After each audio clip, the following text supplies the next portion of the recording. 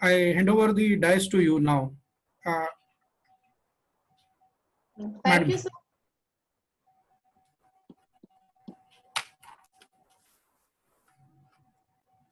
Thank you. And um, I guess we can begin. Yeah. Okay. Yeah, madam. Thank you. Yeah, just you begin. Sure. So let me first introduce the topic. Like we will be discussing about the psychological impact of COVID-19. And meanwhile, I'll also share a PPT alongside so that it's easier for the audience to gauge what we are talking about. Why we have chosen this particular topic in today's time is we can see that there's a need of R, and all of us are should be well equipped, with all kind of psychological tools, and we should all be mentally prepared to handle the pandemic in a better way. In future, we are also going to require this um, defense mechanism to madam get back. आपको मैंने अभी किया हुआ है, हाँ नहीं, मैंने आपको भी मैसेज नहीं कनेक्ट हो गया, मैसेज दिया ना आपको मैंने भी. Hello. हाँ जी, या Yeah, no, I thought you're talking to me. I guess you're talking to someone no else. No no. Okay, okay. So here I am sharing like, I would share the PPT with you all. Is this visible? Just let me know.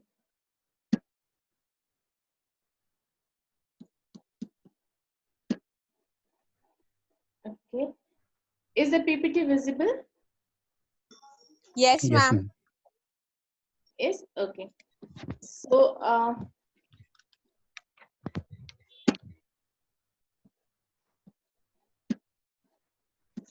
so here goes the first slide, and I hope everybody is comfortable. Let me run through the PPT once, explain the concepts, and henceforth, if you have any question, we will take the question at the end of the session, and I'll answering all of it. Just keep note of the queries that occur to you so that we can finish the webinar on time. So we first talk about the psychological impact of COVID-19 and why I have chosen this very subject to discuss here at this minute, because I believe that life instinct and death instincts are two binding forces, the two pushing forces rather, that forces us to towards life, towards any sort of decision we make. And I'm not sure if everybody knows what Thanatos and Eros are. Uh, as a psychologist and also as a believer of, sorry, of pride in family, pride in psychoanalysis philosophy, I would like to bring your attention to this fact that we have, all of us, in fact, all kind of living organisms have two forces. One is life instinct, the other is death instinct, or the pull towards death also, wherein eros is the life instinct that pushes us towards life. That is what makes us survive. That is how we survive all kind of complications in past. Thanatos, of course, is kind of finishing off. Like even when, let us take an example. I don't know. I want to make it sound a little more simpler. If you take example of a small child who is scheduled to go out to the playground and play because it's time of it's his time, it's his scheduled time to play outside. But then tomorrow he also has a test which he has to attempt, and he needs to study because he wants to score good marks. Now the child has two options. One, he can either skip, it's a pull kind of thing. He also wants to play, go out and play, and then he also has to sit and study. Either of it will win, so he will have to choose in between. So it's a conflicting situation even for a small child. So if he is very very strongly wanting to score and achieve something, he might skip the game today. That is life instinct. And in the process, simultaneously, something he has to let go of. So all of us are pulled amongst these two extremes, and COVID-19 is one such life. Leela sir, there is so many noise. I mean, I guess somebody. Hello, Maya ma'am, can जी you ma'am, please जी everybody are muted, please? I can hear so many noises in the background. Maya Maya, madam, Maya madam, hello, yes sir. Madam सबको mute कर दिए accept madam को और मुझे, बाकी सबको म्यूट कर दीजिए। सर वैसे सब म्यूट है। आवाज आ रही है बैकग्राउंड से। ओके मैम आकांक्षा तिवारी अनम्यूट है। okay. I'm sorry to do this, but actually I could hear so many noises. I was not able to concentrate. Okay, fine. So let us discuss COVID-19. This is another life event, not very pleasant one, very threatening in fact, but still an event in our life, and we'll have to when it will have to come out successfully so that we can live and lead a better life in future. So when we are saying pandemics, or few of the students that some last, I guess 15 days back, I was discussing things, and they were like, what is the difference between pandemic and epidemic, and why you always keep referring to COVID-19 as a pandemic? So before I get to the psychological factor that is affecting us, let us first get a very clear idea about what is epidemic and pandemic. If you see in the picture, there is on the top of it, there is one block showing endemic occurrences, wherein the diseases occur locally, confined to a particular area, and they're not very widespread. So sometimes we call it as tropical disease, though fatal in nature. Sometimes many individuals get affected in the one go, and it claims many lives. It is epidemic, but it is not globally spread, at least not to the same degree to all the countries at one go simultaneously. Then there are sporadic occurrences wherein even this viruses or bacteria keep attacking humans or other animals periodically. They reoccur, they're unpredictable, they are scattered, they're not confined to one area, but those areas are also not interlinked in a way.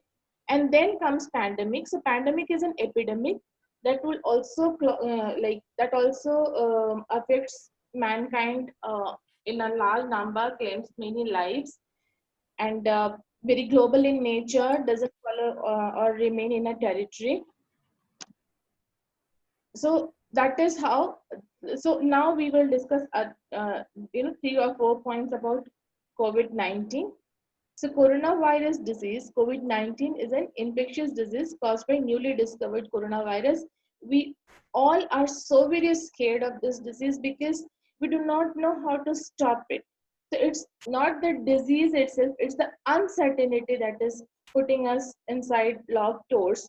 We do not know how to fight it with the help of medication. We do not have any vaccination. We are not certain till date, of all 100 ways how it gets spread. So anything that is unknown, that is very strange, that is proving to be more powerful than us because we are not able to control it, it's scary. So that is instilling fear in human race. So this virus, till now, as per the guidelines of WHO, the virus that causes COVID-19 is mainly transmitted through droplets generated when an infected person coughs, sneezes, or exhales. The droplets are heavy, so that's how it's not airborne. They fall on the floor quickly. That is why it's on, and again we are being cautioned that please keep your shoes outside the home. Please wash your hands. Do not take things directly to home. Please make sure that you do not touch surfaces everywhere because you become more prone to getting infected. The most important factor in preventing the spread of the virus locally is to empower the citizens. And for the citizens, it's about abiding by the government norms, government directives that is being issued. So in our country, we had been asked to keep indoors, don't meet strangers, don't hug, no handshakes, wear masks, don't go out, don't eat outside. If we follow all this, do we are we like protected against COVID-19 100%? Maybe not, but we can always keep this infection at bay, and we need to empower ourselves. So what we need to do at this hour is keep following those directions, those directives being issued by the government. Keep training people around us. Not all of us in our neighborhood is educated or aware or cautious to the same degree. So if we want to save the society, it's our responsibility to train people, counsel people, help them understand what it is, how it gets spread, and why we should not be falling prey to it. If you see the corner picture, generally, whatever, maybe all of us would love to spend time inside in this summer. This it's scorchingly hot outside, but because we are being asked to keep inside, we are not willing to keep inside. We want to go out in this sun. We want to suffer all the heat stroke and other things, but we are not very willing to keep inside just because जैसा बनना चाहिए ना वैसा बना नहीं है। उनका ऊपर जाता था ना, हमारी ट्रेन एक मेरी फ्रेंड है उसका, उसने बनवाया था cake. Ma'am, please mute the participant. I guess there are more participants who are not muted. So this COVID-19 phase has forced us to keep inside. And when we say, okay, fine, now it's like many of us also keep preaching the other person, like, fine, you have gotten this opportunity to remain inside. Why don't you fulfill your hobbies? Do you always wanted to spend some time alone? You always wanted to be, you always enjoyed seclusion. You wanted to be isolated. Please understand, when the confinement is defined by us, by our own self, we enjoy it. Right now, whatever instructions we are supposed to follow is forced on us. That people can still abide by short confinement. When it gets longer, when it's for long hours, long days, it becomes very difficult to abide by and keep our sanity intact. If it is defined, suppose everybody knew that, okay, fine, in this many days we are going to go out, we can reclaim our business, the economy will not suffer, and we will be able to meet our friends. It's for this duration only, then it would have been very easy. But right now, because it is not defined, the undefined lockdown is problematic. People they live in uncertainty, and then they live in fear, because one fine day when they go out, and when they come back, suppose somebody has just had a kind of indigestion which the person would otherwise also suffer, but they get panicky, like what's happening to us. Sometimes in some families, we are all blessed with technology right now. All the participants who are here in this webinar, we are enjoying intellectual interaction, so we are not suffering that feel or the stigma of being aloof, being pushed in a corner. So we are learning, we are assessing many courses. Think of those fellow beings who do not have access to any such resources. They are running short of all the resources. They don't have adequate food. They do not know what they are going to do tomorrow. They don't have savings. They have lost their jobs. So these are unpleasant consequences of this particular life event. So the COVID-19 has forced us in separation, in seclusion, and quarantine is not isolation. Those people who are drawing analogy and drawing them, explaining them as in synonymous, please understand, being quarantined is like, you self-imposed quarantine is also fine. Isolation is like, suppose there is some restriction, somebody is there to take care of you and keep checking you. Quarantine is, you are free, but you're not free. You can live your life, but you're not supposed to move around. It's difficult because you are not being isolated because you are infected, or maybe the full family is sometimes getting quarantined. Sometimes you just show that you have high temperature and you've just returned from somewhere, because you have a travel history, you have to be quarantined till the time your test results come. And this particular phase, this uncertain phase, is particularly problematic, and that causes a lot of trouble. Those quarantined people, the health workers who are taking care of them, the support staff, the cleaning staff, the children everybody who is quarantined and who is isolated and who are restricted on movement suffer this, they will always report high frequency of exhaustion, high amount of exhaustion. They will kind of remain detached with what's happening around them. Sometimes the anxiety level also goes high. They get anxious by very small happenings. They are very irritable at moment. You suggest them something, those kids, teenagers particularly, who were supposed to report to school back after the vacation, they had many plans. Those kids who were appearing for class 11th and 12th examinations, who wanted to do something in summers, they had huge plans about their career and all. Everything is stuck, everything is at hold. So they get very irritable, and the family members fail to understand, like when they don't they were supposed to go to school, they did not enjoy school. Now they're not supposed to go to school and still they are so irritated. Why? Because maybe they were not wanting to report to school because of tight schedule, but they still wanted to go to school because they were to meet their friends, they had their own plans. Some people suffer insomnia. Some people suffer indecisiveness. Indecisiveness is otherwise also a very prominent feature of people who are under stress. So concentration level goes poor. Small children, they sometimes throw a tantrum and they are very reluctant to abide by the norms.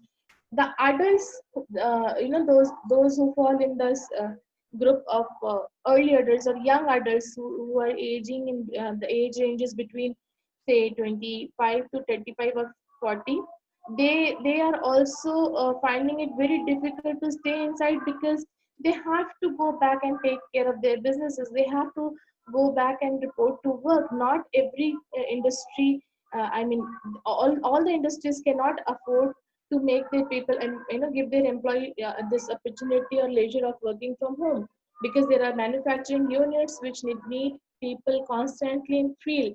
So, and then what would happen is they start, once this lockdown is lifted, they also may start, then also they may keep avoiding responsibilities. Sometimes they would escape some work. Their work performance will deteriorate because they'll go out of practice. So quarantine people, because they are day in and day out, they are dealing with this crisis, they are dealing with similar kind of stress, they are dealing with people around them who are suffering, who those people are supposed to take care of, people who are in pain throughout the day. They consume all their energy in dealing with people and handling other people. So they also tend to suffer in long run. So we are discussing, I'm addressing you all through this webinar right at this minute, is so that we can help others, those who are suffering, like those who are survivors, those whom we are labeling as corona warriors, who are taking care of others.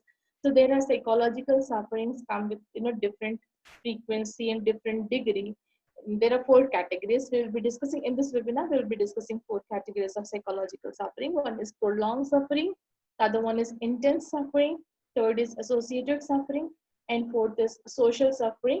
Under this 4 title, we will be discussing how psychologically people get affected. So what is prolonged suffering? If you read the caricature, they have other synonyms like extended, protracted, lengthy, drawn out kind of thing. What are the symptoms? Let's focus on symptoms. This PPT will be shared with you later. Maybe all of you can contact Sage University to get hold of this PPT. But let me explain here. So the symptom is sadness.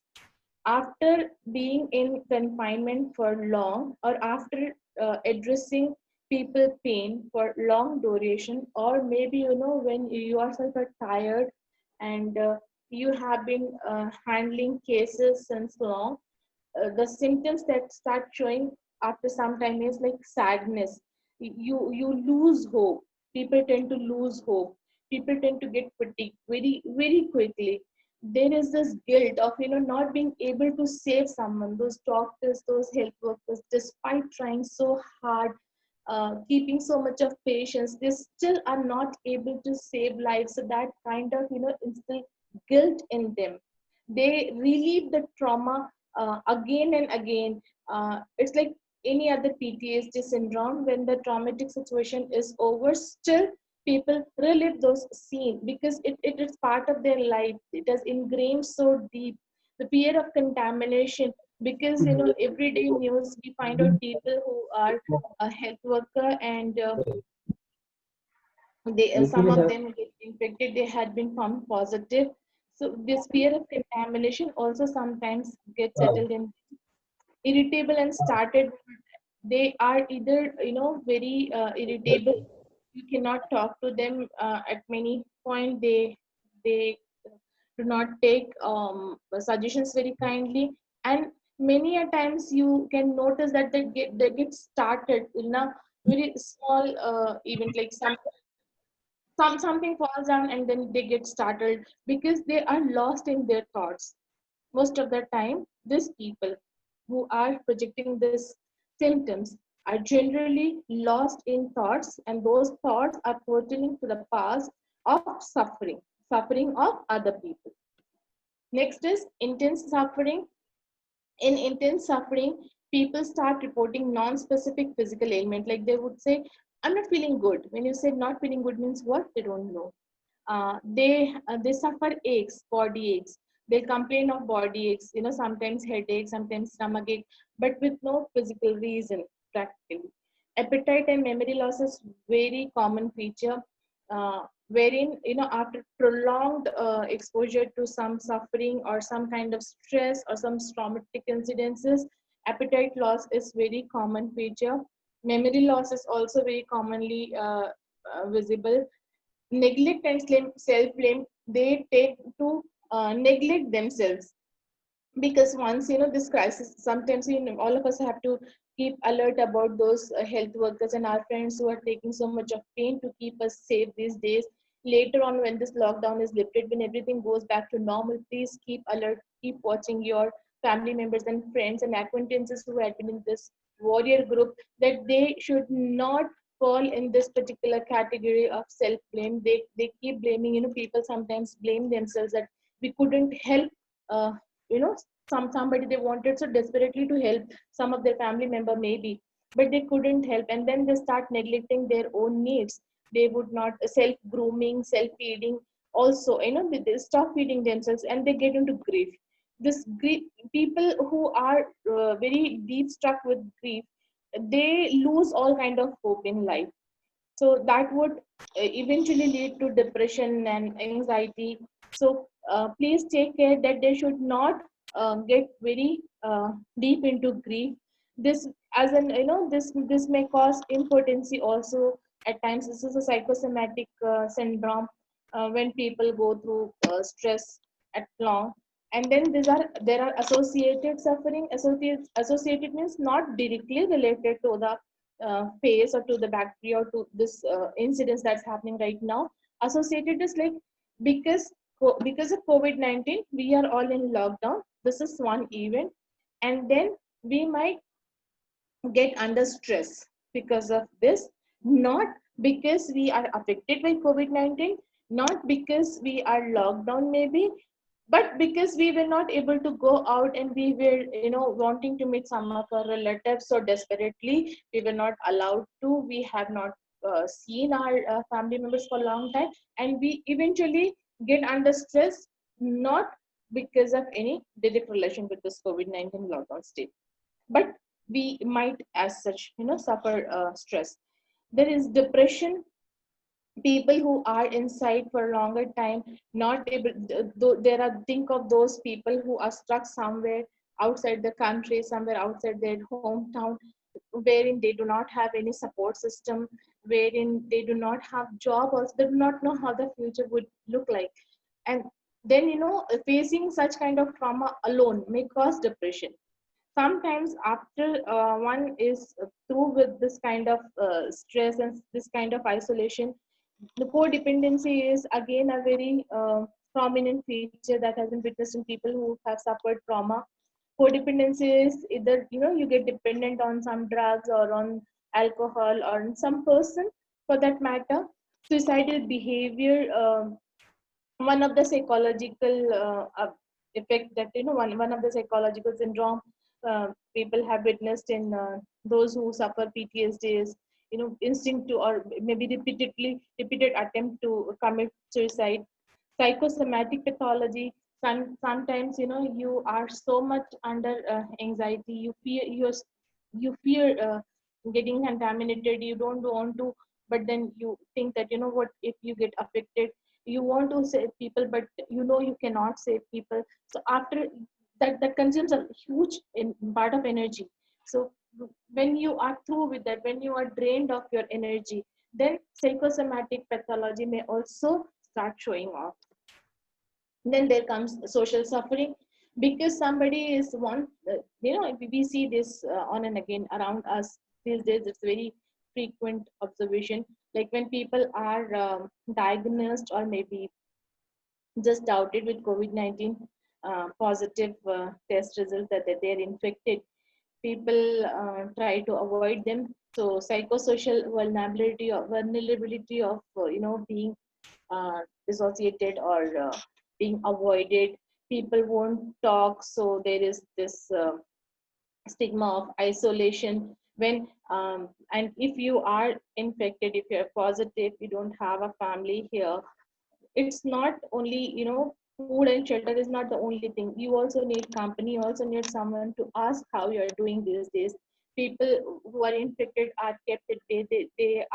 They know that they are going through a very hard time. People around them also knowing that they are going through a very hard time, but they still do not approach them. So communal anguish sometimes takes place. People, because they are confined to their own place, a small matter which otherwise would have been ignored by people may not get ignored that easily. People might, start blaming each other. This communal fight takes place at times. Intolerance goes higher. Crime rate will go high. I'm very, very concerned, like what after this lockdown is lifted, because many of us will be jobless. Many of the industries will be closed down. Many of the family would have lost their earning members, so there would not be any financial support. What happens to the crime rate then? This is one major concern that I keep thinking all the while, like what do these people do once this lockdown is lifted?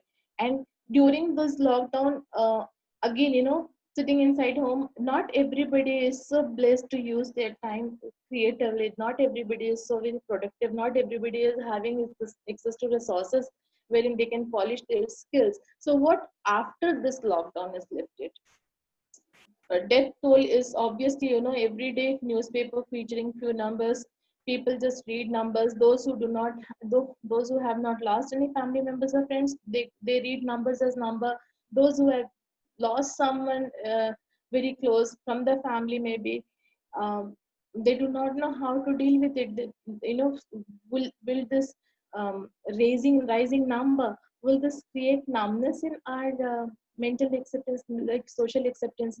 It might also cause social unrest, like as death toll rises high, people in panic may start traveling to their hometown without thinking that how much of danger they are putting in their family. So all these things are to be kept in mind, and we should also remember why I'm trying to underline, like what may happen after this lockdown is, if we do not keep patience, there are so many negative sides to it. We may lose calmness, we may lose the strength. People may stop sharing after some time. People do get selfish. People do start they cling to the resources available to them. There are so many around us who would not have enough resources to survive through for many more days, maybe in future. But then we also need to remember that if we are informed, uh, if we are informed by reading, because we can read and understand and comprehend what's happening around us. This also, once this lockdown is responsibility to train people around you who are not so well read, so educated, prepare them to fight the scarcity, prepare them to survive, support their life in a better way. हाँ ma'am, We हाँ are in a society. Hello. हाँ ठीक है, madam को बोल देता हूँ, बोल रहा हूँ madam.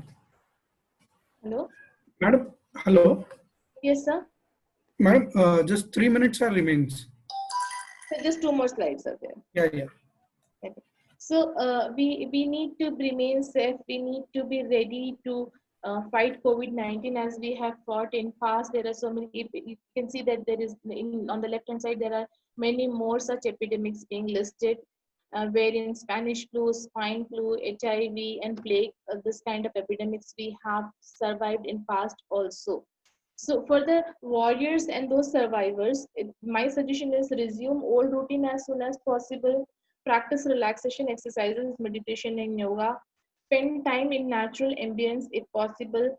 Rest and compensate for sleep. Eat regularly and balanced meals. Please don't succumb to drugs and alcohols, and socialize through alternate means like social media, Instagram, Facebook, whatever you can manage and whatever you are preferring. And reflect on the meaning of life once this is over. For the whole society, my message is like have social acceptance of the family members of those who have maybe they have lost someone in this COVID-19 crisis. Provide social assistance to the lower sector, weaker sector. um, Organize social congregations via social media. Please adopt to social counseling and counsel your community people so that they can survive better in future. Provide training to the weaker section wherein they don't have access to literature and academics at length.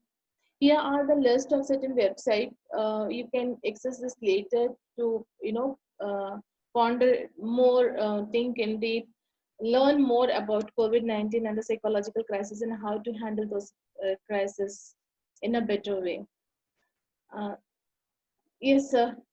It's up to you now. So thank you very much, madam, for this informative session and your valuable and precious time.